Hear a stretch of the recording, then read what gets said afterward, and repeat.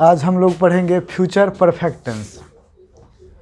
जितने भी टेंस होते हैं तीन, प्रेजेंट टेंस, पास्ट टेंस और फ्यूचर टेंस, तीनों का परफेक्ट टेंस होता है और तीनों का लगभग डाटा सेम ही रहता है बनाने के लिए। जब प्रेजेंट परफेक्ट पढ़ते थे हम लोग, तो उसमें हम लोगों ने देखा कि कोई कुछ कर चुका है ना, कोई कुछ कर चुके हैं या चुकी है, कर लिया है, किए हैं, ये सब पढ़े थे। उसमें हम लोग पढ़े थे चुका है, प्रेजेंट में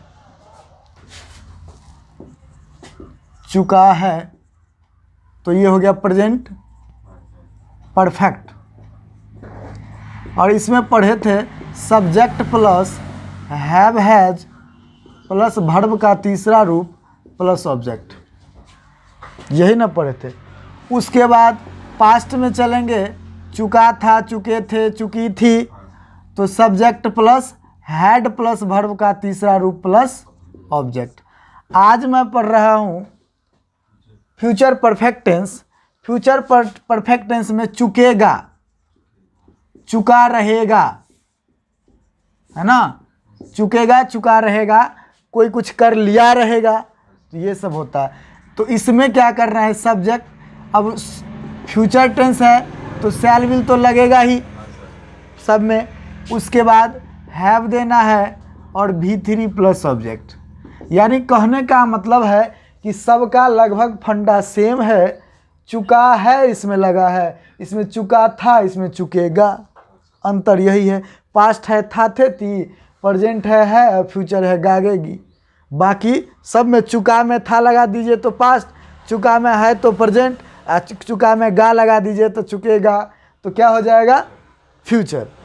बाकी फंडा वर्ब का तीसरा रूप तीनों में है ना। अब हम लोग चलते हैं बोर्ड पे। फ्यूचर परफेक्ट टेंस, इस टेंस से यह बोध होता है कि सबसे पहले पहचानेंगे कैसे, पहचानने का तरीका, इस टेंस से यह बोध होता है कि कोई काम भविष्य में समाप्त हो चुका रहेगा निर्धारित समय पर। समझ गए ना, कोई काम आने वाले समय में, भविष्य में समाप्त हो चुका रहेगा निर्धारित समय पर, कि 2025 में मैं इस घर को बना लिया रहूँगा या बना चुकूँगा। तो क्या है, समय फिक्स होना चाहिए, निर्धारित समय में कोई कुछ कर चुकेगा, कर चुकेंगे, कर चुकीगी, या हो गया रहेगा। अब जब ये हो गया रहेगा या चुकेगा है, इसका मतलब काम पूर्ण हो जाएगा निर्धारित समय में। कब, भविष्य में। या इस टेंस से यह बोध होता है कि आने वाले समय में अर्थात भविष्य में कोई कुछ कर चुका रहेगा या कर लिया रहेगा। ठीक है, अब तो हम पहचान लिए कि जब चुकेगा, चुकेंगे, चुकीगी, कर लिया रहेगा, कर लिए रहेंगे, किए रहेंगे, ये सब रहेगा, तो हम समझ जाएंगे कि यह फ्यूचर परफेक्ट टेंस का वाक्य है। तो फ्यूचर परफेक्ट टेंस के हिंदी वाक्य को समझने में तो कोई दिक्कत नहीं होगी, नहीं ना होगी। ये आप भी देख सकते हैं, कर चुका रहेगा, चुकूंगा या चुका रहूँगा, पढ़ चुकी रहेगी, नहीं कर चुकेंगे, आ चुकेगा, ये सब इस टाइप का टेंस वाक्य रहेगा, तो समझ जाएंगे कि ये फ्यूचर परफेक्ट टेंस का वाक्य। अब बनाएंगे कैसे, बनाने के लिए सब्जेक्ट डालेंगे। सबसे पहले क्या डालना है, सब्जेक्ट। उसके बाद शैल या विल में से जिसके साथ शैल लगेगा शैल लगाएंगे, जिसके साथ विल लगेगा विल लगाएंगे। उसके बाद सब्जेक्ट कुछ भी होगा है भी प्रयोग करना है।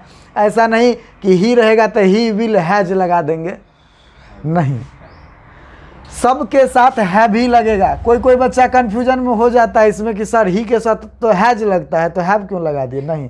तो यहाँ मेन मुद्दा ये है उसका मदद करने वाला।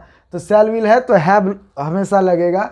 उसके बाद वर्ब का तीसरा रूप, चाहे आप अफर्मेटिव सेंटेंस बनाइए, नेगेटिव बनाइए, इंट्रोगेटिव में WH बनाइए, कुछ भी बनाएंगे V3 का रूप देना ही है, चाहे वो कोई भी परफेक्ट टेंस हो, चाहे प्रेजेंट परफेक्ट हो, पास्ट परफेक्ट हो, फ्यूचर परफेक्ट हो। ठीक है, तो पहला जो इसमें एग्जाम्पल्स है, पहला एग्जाम्पल है कि वह अपना काम समाप्त कर चुका रहेगा। उसको दूसरा ढंग से लिखेंगे तो वह अपना काम समाप्त कर लिया रहेगा, कर चुकेगा, ऐसे भी लिख सकते हैं। तो सब्जेक्ट देंगे ही विल, ही के साथ विल लगता है, हैव समाप्त करने का फिनिश होता है, उसका V3 क्या हो जाएगा फिनिश्ड, तो फिनिश्ड हिज वर्क। अगला है मैं परीक्षा दे चुका रहूँगा या दे दिया रहूँगा या परीक्षा दे चुकूँगा, तो आई के साथ शैल लगता है, हैव देंगे, टेक का V3 टेकन, तो टेकन द एग्जामिनेशन।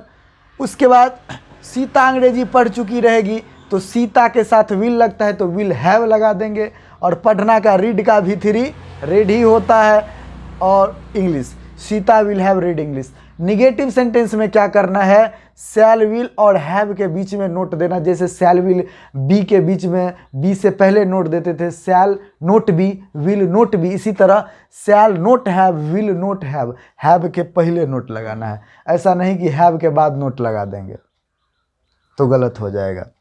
इसमें बनाते you will have note done this work, तो गलत हो जाए you will not have done this work, ठीक है।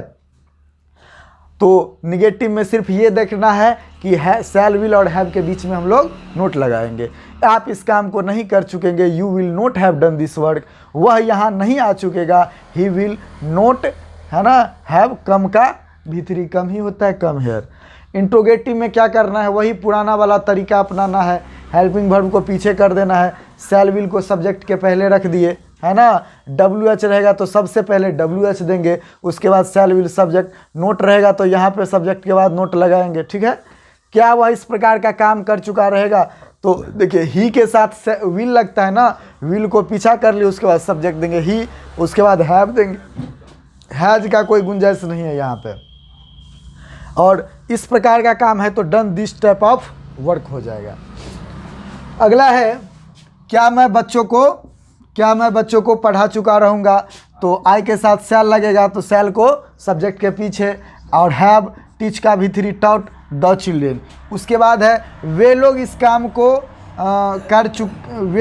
कैसे इस काम को कर चुका रहेगा, कैसे यानी WH हो गया, तो WH के मामले में क्या करेंगे, कैसे का सबसे पहले, उसके बाद दे के साथ विल लगता है, तो हाउ विल दे हैव और डन दिस वर्क। हम लोग क्यों वहाँ जा चुके होंगे या रहेंगे, है ना, या चुकेंगे, सब बराबर है, तो क्यों का व्हाई हो जाएगा, और वी के साथ शैल, तो why shall we have gone there. तो मिला जुला के यही था फ्यूचर परफेक्ट टेंस का।